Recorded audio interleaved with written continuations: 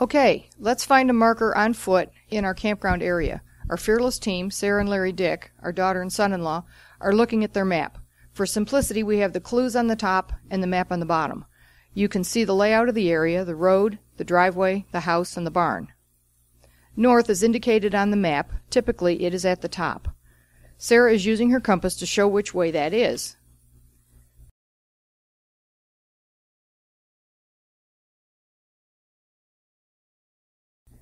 If we look at the clues at the top, we see we need a tire leaning against a pile of jump parts west of the driveway, and we also need to find a tree to the east of the yard swing. Sarah is heading to the tire.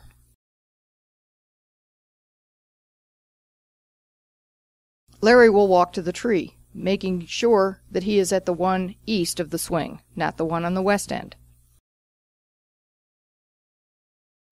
His bearing is 60 degrees, which will be between 0, which is north, and 90, which is east. So he dials 60 in on his compass, and he orients himself then so that the red compass arm is lined up with north. When this is the case, the arrow on his compass will then point out the 60-degree line. Looking along this line, he sees the driveway, the stump, a fence post, and a pile of gravel off in the distance.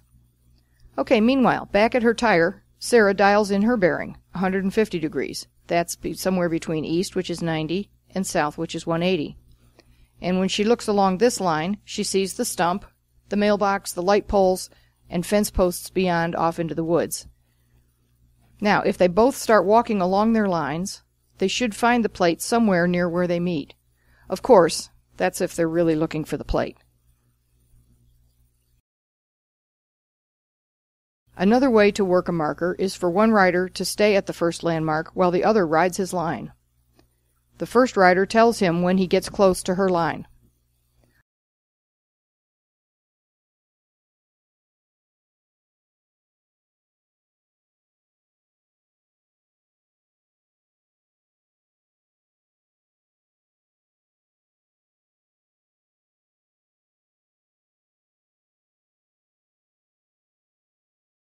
Okay, they found the plate. So now they write down the letters on their map and they're done.